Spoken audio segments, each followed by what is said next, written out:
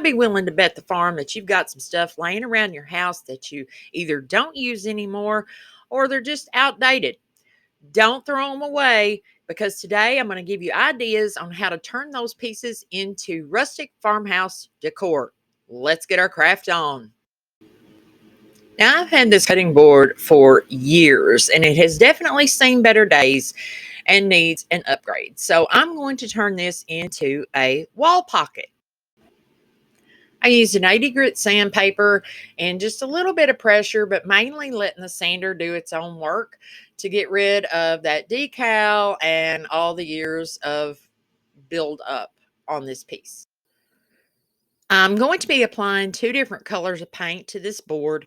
The first color is this beautiful rustic red by Dixie Belle. It looks exactly like a barn red color.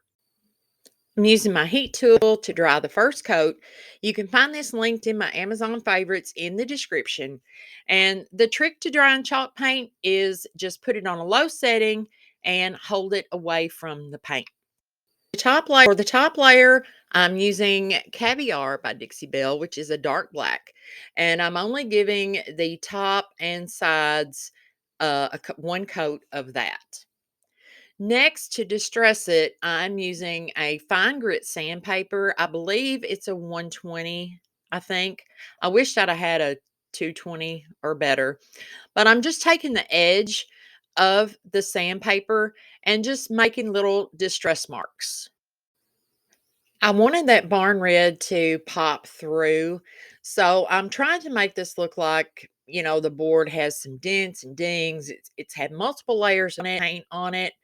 And I love the end result of this. If you don't care for distressing, you can by all means leave that out. I also used that same fine grit sandpaper and went around all the edges of the board. Once I had my board distressed the way I liked it, I'm taking this little chicken that I got at Dollar General and we're going to paint him as well and add him to the board. These are only $1, so if you can't find the Dollar Tree ones, definitely go to Dollar General.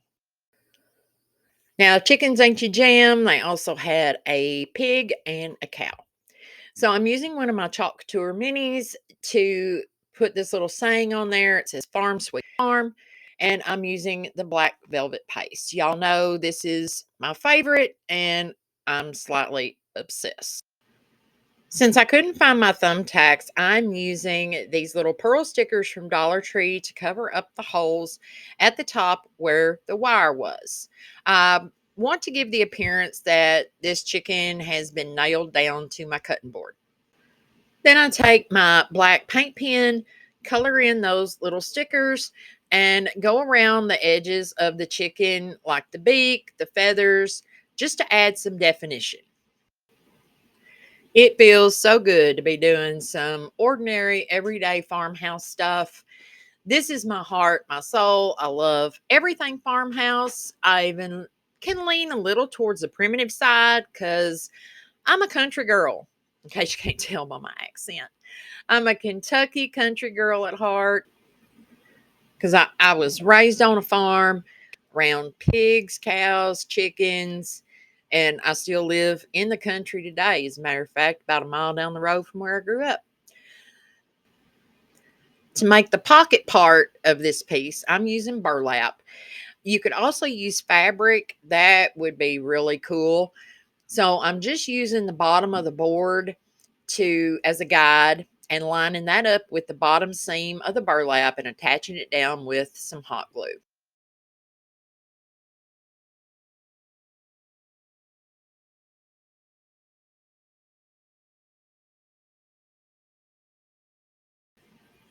If you are brand new here, welcome. My name's Robin, and this is Crafts Unleashed by Robin.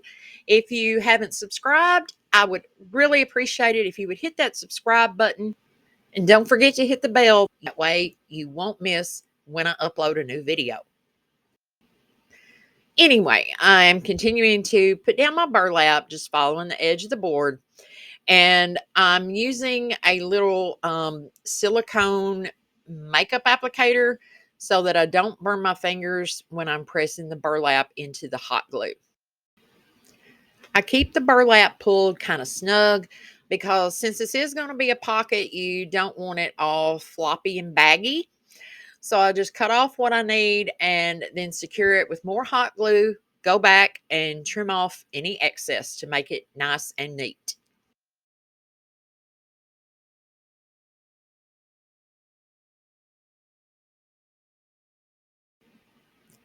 Next, I'm going to use a combination of my Gorilla Super Glue Gel and some hot glue to attach the chicken to my cutting board. And the hot glue will give it that immediate hold. And of course, the super glue for the long term hold. And I just hold it in place for a few seconds to give it time to set up. I made a bow, and to keep it from sticking to the board, I stuck my little silicone spatula in between the burlap and the board so the hot glue would only go to the burlap, and that was all there was to it. I hope you guys love it because I know I sure do.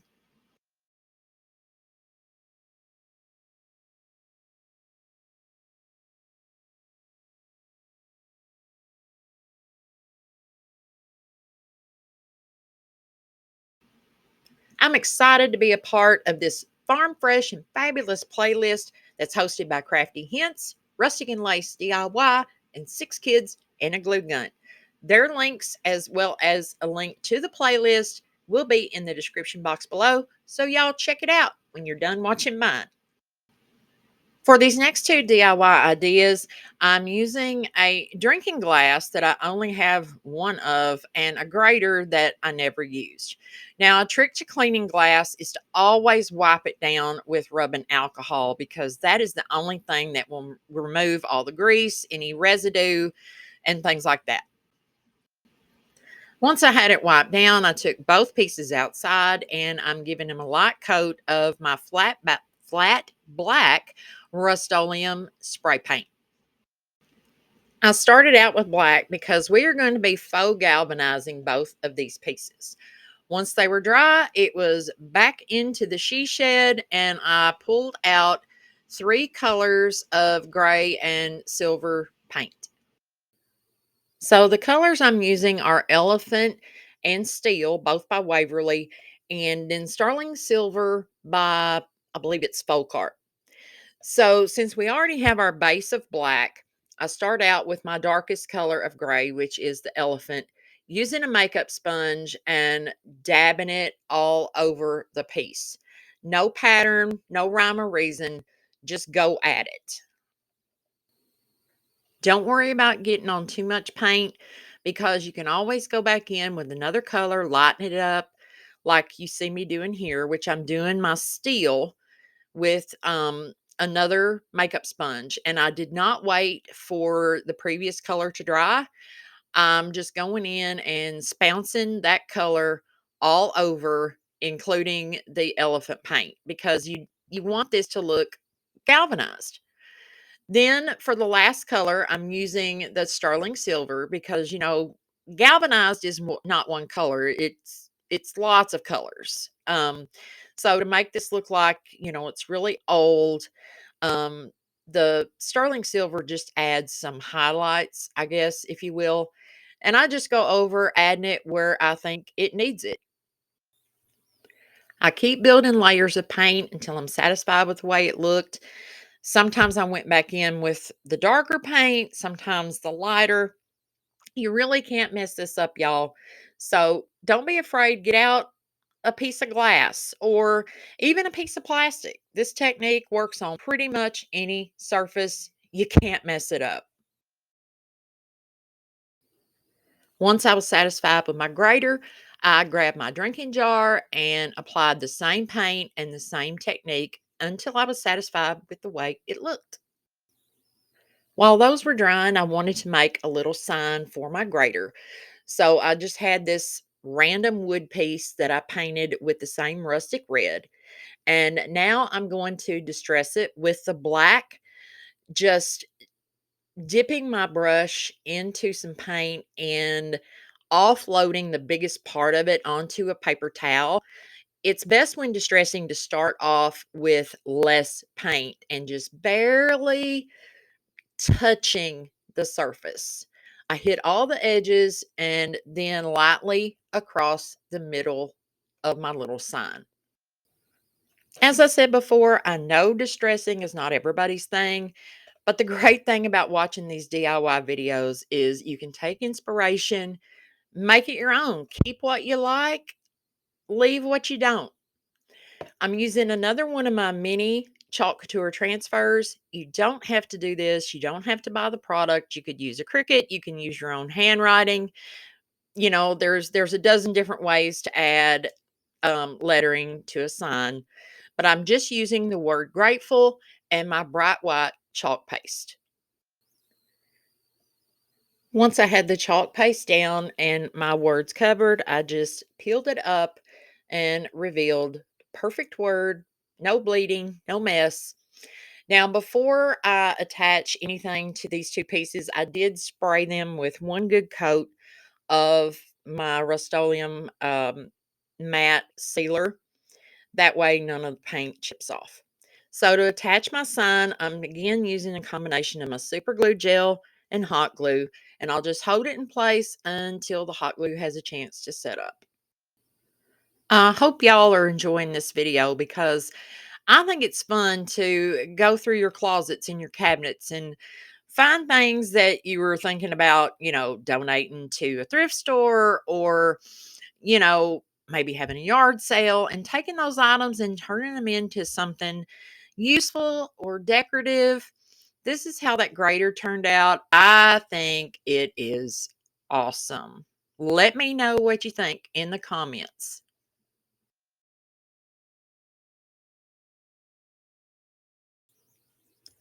Now, this piece was not hanging around my house.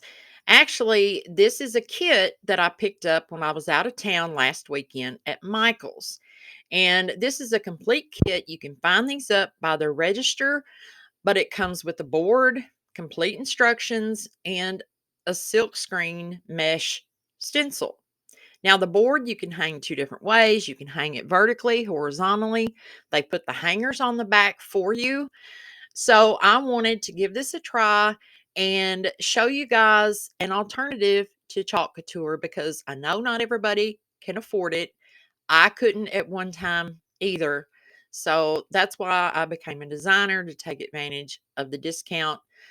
But anyway, I wanted to put this to the test and just show you guys what's out there. I think this was around $4. If you got a coupon from Michael's, you can get it, for a little bit less. The instructions are basically the same as for chalk tour. You're going to want to fuzz it. You can use your shirt. You can use a lint-free towel. You just want to get some of the sticky off the back. There were 3 different styles of kits with this mesh top stencil. This is the one that I like the best.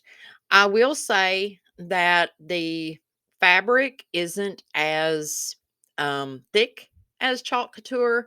And I did notice that the mesh, that is the part where the words are, the part that you will actually stencil over and will come through on your project, the mesh doesn't seem to be as thick either. I, trying to describe it, but this did a good job. I'm just pressing it down, making sure there's no bubbles or wrinkles, just like I normally would. And I am going to use my chalk couture paste and one of my mini squeegees to apply it to the stencil. Thank you guys so much. If you're still here at this part of the video, I appreciate you and love you all more than you know. I know I sometimes can babble on, but hey, I'm a Southern girl. We talk. That's what we do.